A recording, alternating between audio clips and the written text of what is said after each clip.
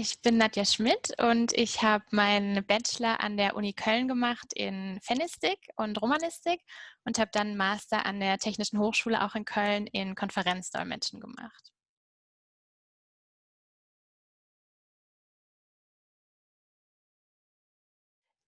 Tatsächlich wollte ich ursprünglich meinen Bachelor auch direkt schon in Übersetzen machen. Also, man kann keinen Bachelor in Dolmetschen machen. Das ist nur 'n Masterstudiengang, aber man kann natürlich Übersetzen studieren und dann schon mal ins Dolmetschen reinschnuppern.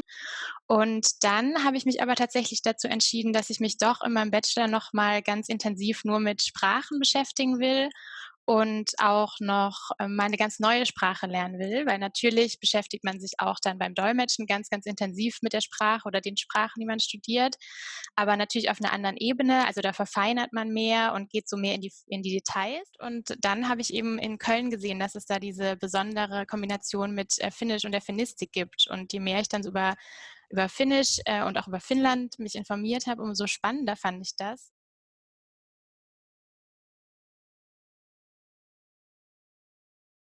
Ich würde sagen, es gibt so 3 große Bereiche, die so meinen Arbeitsalltag bestimmen. Das eine ist natürlich, wenn ich tatsächlich 'n Dolmetschauftrag habe. Auch das kann 1.000 verschiedene Formen annehmen, je nachdem, welche Bedürfnisse die jeweiligen Kundinnen oder Kunden halt haben.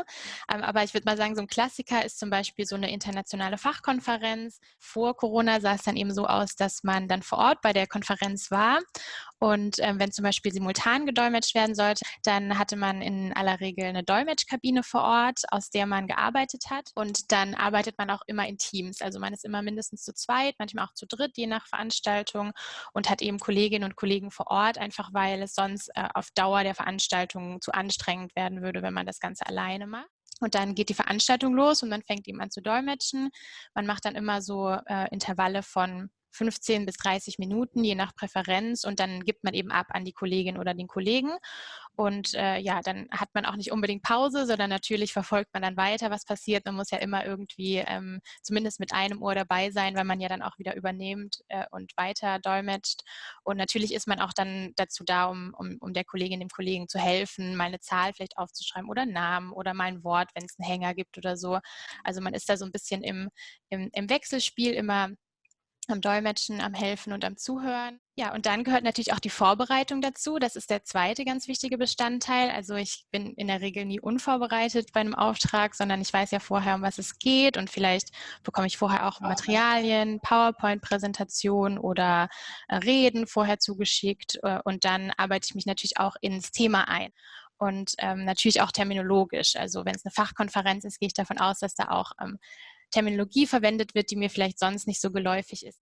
Und das Dritte ist das, was auch, jeder andere Freiberufler, Freiberuflerin kennt, die ganze Buchhaltung, die dahinter steckt, der ganze Bürokram, der ganze Papierkram, Rechnungen schreiben, Angebote schreiben, Steuern machen, Kundenakquise, Kundenbetreuung. Das nimmt auch 'n großen Teil ein. Das darf man auch nicht vernachlässigen, und das muss natürlich auch alles gemacht werden. Also, es ist auch viel, Schreibtischarbeit, die dahinter steckt.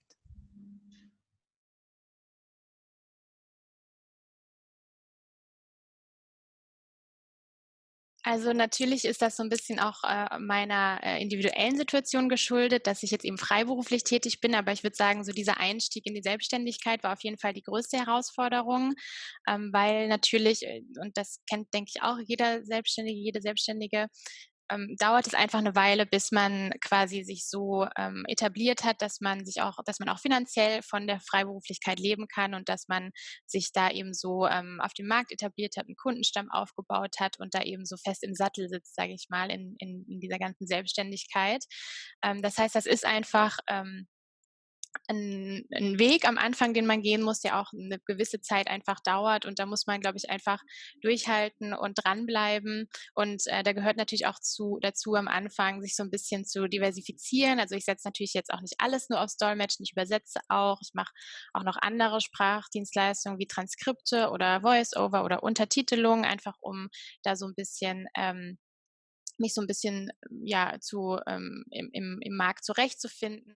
Es gibt durchaus schon auch, Stellen, bei Ministerien zum Beispiel oder auch bei internationalen Institutionen. Es gibt auch einige größere Unternehmen, die DolmetscherInnen fest anstellen, aber ich würde sagen, die große Mehrheit arbeitet freiberuflich auf dem Markt.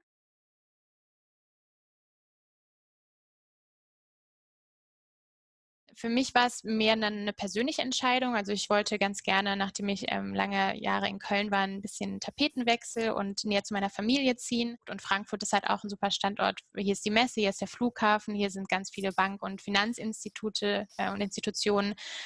Das ist natürlich auch ein Vorteil. Ich habe aber genauso gut Kolleginnen und Kollegen, die wohnen gar nicht in einer großen Stadt, sondern irgendwo auf dem Land und fahren dann halt immer zu den jeweiligen Einsätzen. Und das kommt auch wieder auf die Sprachkombination an, wenn man eine seltenere Sprachkombination hat, wenn man jetzt zum Beispiel mit Deutsch-Schwedisch arbeitet oder Deutsch-Finnisch, da gibt es natürlich dann auch nicht so viele in Deutschland. Da wird man dann vielleicht auch mal eher an einen Standort weiter weg hingeholt, weil es da einfach sonst nicht so viel Auswahl gibt. Also je größer die Stadt, umso mehr Möglichkeiten, aber umso mehr Dolmetscherinnen und Dolmetscher gibt es da auch. Umso kleiner die Stadt, umso weniger ist da vielleicht los, aber umso kleiner ist auch die Konkurrenz. Also das ist so ein bisschen Geschmackssache, glaube ich.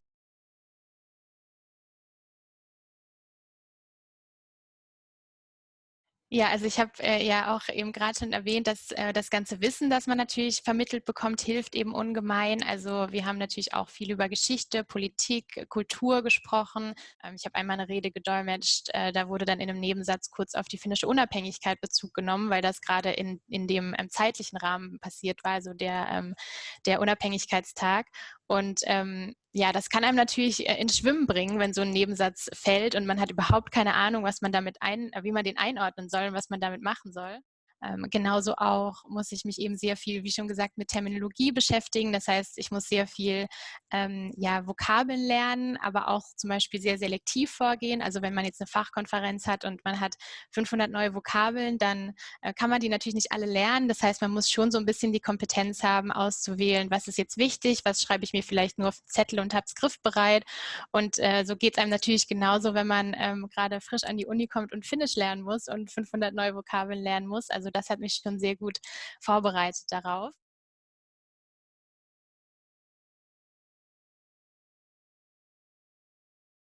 Also, mein Nummer 1 Tipp wäre, glaube ich, dass man einfach, da dranbleiben soll und das auf jeden Fall verfolgen soll, weil ich tatsächlich auch in meinem Bachelor mal so eine Phase hatte, wo mir von vielen Seiten gesagt wurde, ich soll das doch lassen, weil eben klar ist, dass das oft auf eine Freiberuflichkeit rausläuft und, da haben viele gesagt: „Mach das nicht, du wirst ewig deinen Aufträgen hinterherrennen, du wirst nie finanziell unabhängig sein und das wirklich machen können.“ Also es ist durchaus möglich, als Dolmetscherin, Dolmetscher erfolgreich zu sein und finanziell unabhängig und nicht von Auftrag zu Auftrag zu hechten. Das heißt, wenn einem das wirklich Spaß macht und wenn man da wirklich Lust drauf hat, dann finde ich, das Wichtigste ist einfach, das auch zu verfolgen, weil dann, glaube ich, klappt es auch.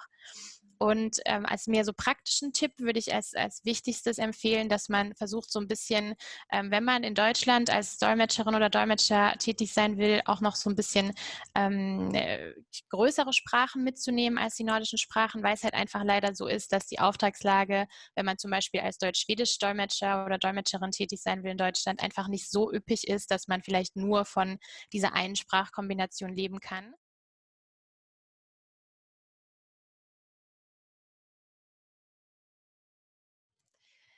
Ich fand natürlich die Betreuung war sehr, sehr gut. Also wenn man irgendwie eine Hausarbeit geschrieben hat, auch dann die Bachelorarbeit oder ein Referat oder so, da hatte man immer ein offenes Ohr. Also da waren alle Dozenten, Dozentinnen und auch ProfessorInnen immer standen einem zur Seite. Gleichzeitig war das natürlich auch auf Kommilitoninnen- und Kommilitonenebene so.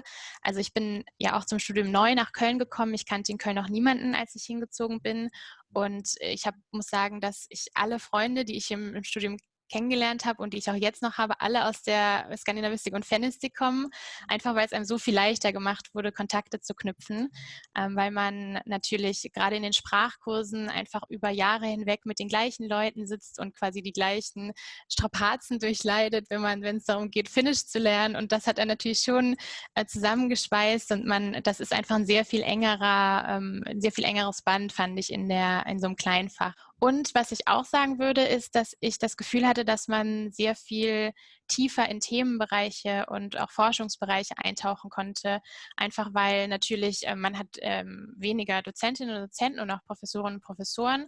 Das heißt, natürlich ist die Auswahl kleiner, aber ich fand, das war gar nicht schlimm, weil man dadurch die Möglichkeit hatte, in einzelne Bereiche einfach tiefer einzutauchen.